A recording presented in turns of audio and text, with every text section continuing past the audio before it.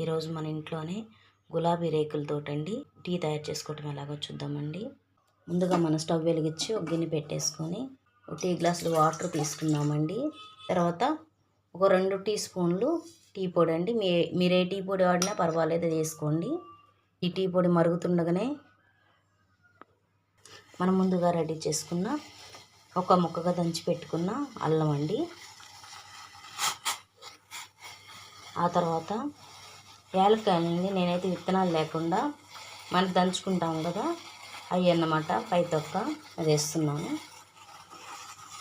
తులసాకులండి, తులసాకులు తీసుకున్నాము. ఈ తులసాకులు వేయటం వల్ల దగ్గు కానీ అలాంటిది ఏదో తగ్గిపోతుందండి. ఇప్పుడు చివరిగా నీట్గా కొంచెం కడిగి పెట్టుకోండి గులాబీలు, డస్ట్ ఏదో ఉంటుంది కదా. ఆ తర్వాత కింద ఉంటుంది కదా, ఇది కూడా పడేయొద్దండి.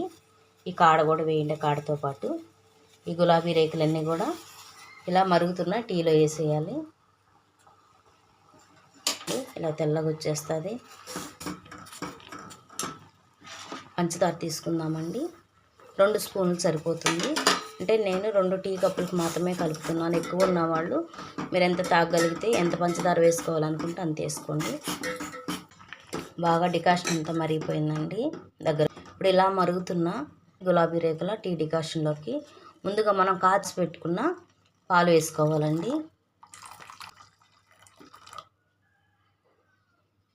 సరిపోతుంది 2 టీ కప్పులకి, ఎక్కువైనా పర్వాలేదు. చక్కగా బాగా కొంచెంసేపు ఇది కూడా మరగనీయాలండి. గులాబీలు చాలా ఫ్లేవర్ బాగుంటుందండి, స్మెల్ అయితే. ఇలా బాగా మరిగిపోయిన ఈ గులాబీ రేకులు టీ అండి. ఇక టీ కప్పుల్లోకి సర్వ్ చేసుకుందాము. బాగా మరిగిపోయింది. ముందుగా డికాషన్ పెట్టుకోండి, టేస్ట్ చాలా బాగుంటుంది అన్నమాట. స్టవ్ ఆపేసి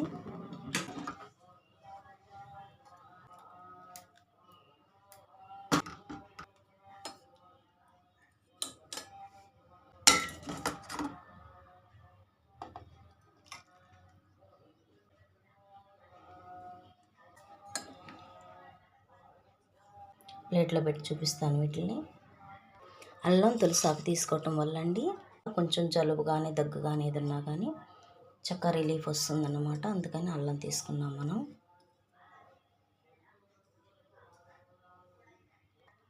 తప్పకుండా మీరందరూ కూడా మీ ఇంట్లో గులాబీ రేకులతోటి టీ తయారు చేయడానికి ట్రై చేయండి. టేస్ట్ అయితే చాలా బాగుంటుందండి. మా యొక్క వీడియో కనుక మీకు నచ్చినట్టయితే తప్పకుండా సపోర్ట్ కోసం లైక్ చేసి, మీ ఫ్రెండ్స్ అందరు కూడా షేర్ చేసి, మా ఛానల్ తప్పకుండా సబ్స్క్రైబ్ చేసి చివరిగా బెల్ సింబల్ నొక్కండి. Thank you.